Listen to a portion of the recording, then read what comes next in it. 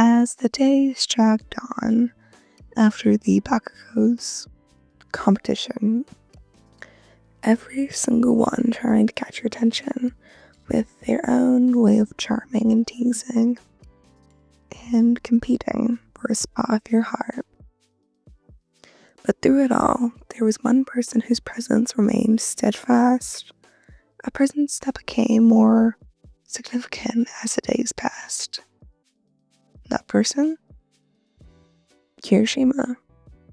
He was loud and energetic and always the first to offer a hand. But there was something different in the way that he looked at you. Something more than just friendship. At first you hadn't noticed. I mean, how could you? It was kind of hard to distinguish any deeper feeling amidst the chaotic storm of flirtation and pranks and joystick for your attention. But the more time you spent with him, the closer you realized that Kirishima wasn't like the others. His attention was gentler, his gestures were more considerate, his affection was more constant. 1. The subtle shift. It wasn't like you hadn't noticed him. He hadn't noticed how he'd always gravitate towards you, whether it was in training or when he would be one to guide you through the drills with patience or study sessions where he would offer to share notes. He always made sure you were included. It was the small things, like the way he'd check on you when you looked tired or how he'd make you laugh when you were feeling down. AYN, Kirishima called one evening after a particularly tough training session. You good? You've been looking a little bit out of it lately. You smiled weakly. I'm fine, just a bit worn out, I guess. Oh. Wanna grab some snacks? My treat. Kirishima suggested, flashing you a warm grin.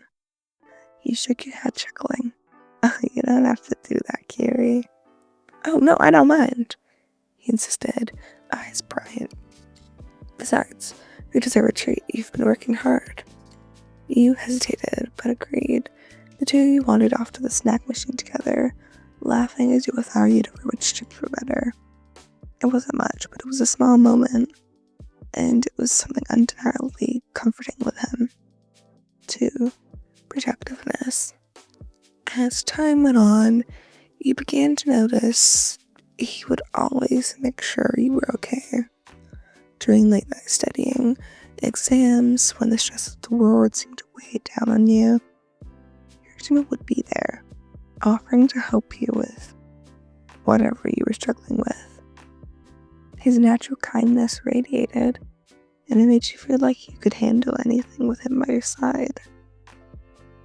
One night, you were sitting in the common room, eyes sore from reading the same textbook page for what felt like hours. Kirishima was sprawled out on the couch, his large frame taking up a significant amount of it. You hadn't realized he'd been watching you until he suddenly sat up. You were right, Wayan, he asked, his voice quiet but filled with concern. Yeah, just tired, he muttered, rubbing your eyes. He stood, stretching. Come on, take a break. You've been at this for ages. Before you could protest, he tugged gently on your sleeve, urging you to get up. You allowed him to pull you outside into the cold night air. The moment you stepped outside, you immediately felt more at ease. Kirishima leaned against the railing, arms crossed over his chest as he looked at you. You don't have to do everything alone, you know. You met his gaze, heart warming at the softness in his eyes. I know, I guess I don't. I don't like asking people for help. That's okay, he said, his voice firm but gentle. But if you ever need it, I'm here. Number 3, the moment of vulnerability. It wasn't until one evening, after a particularly exhausting day of training, the walls you had built began to crumble. You spent most of the day trying to keep yourself with the others, pushing yourself beyond your limits to prove that you were capable, Kirishima had noticed, of course. He always noticed, along with the Bakusquad, something was different this time. You were sitting by yourself in the common room, exhausted and emotionally drained. When Kirishima walked in, he stopped when he saw you. His usual bright expression replaced with something more serious. You okay? He asked, sitting down without hesitation. You nodded, but it was weak. Too weak to fool anybody, let alone him. Kirishima didn't speak first, his hands moving cautiously to press on your shoulder. You don't have to be strong all the time, you know. He let out a shaky breath, fighting the tears that had been building up for hours. It was hard to let anybody see the cracks in your facade, but there was something about the way Kirishima's quiet strength made it impossible to hold back. I'm just tired of always feeling like I have to keep up with everyone, you admitted, words barely above a whisper. Like, I'm not enough, no matter how hard I try. Kirishima was silent, his thumb stroking gently over your shoulder in a comforting rhythm. And you don't have to prove anything to anybody.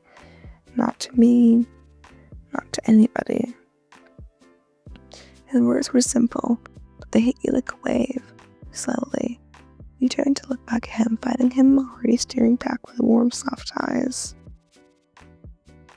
I know you're always there for me, Kiri, you whispered. And I don't want to lose that. He smiled softly, reaching out gently to brush a lock of hair from your face. You won't lose me, he said, his voice thick with emotion. I've got your back. Always. In that moment, you felt shifted between you and Kiri. You felt it. Something had definitely shifted. It was like an unspoken understanding, a quiet connection that had been there all along, waiting for the right moment to surface. 3. The slow burn. The days that followed were filled with a new kind of energy. Kirishima's presence became everything you couldn't ignore.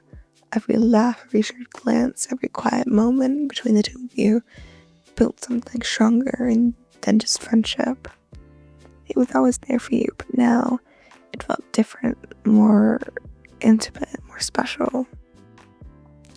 And as you spent more time together, you realized that the feelings you had for him were slowly but surely blossoming into something deeper, something you hadn't expected. It wasn't loud or flashy like the others. It wasn't rushed or of passion or overwhelming competition. It was slow. It was slow and steady and real. Kirishima made you feel safe and valued and understood in a way that nobody else ever could. And maybe that was the kind of love you were looking for. Hey man, Kirishima said one evening as you both sat on the rooftop watching the sunset. I'm glad I'm here with you. You smiled, heart skipping a beat. Yeah, me too. For the first time in a long time, you felt like everything was falling into place.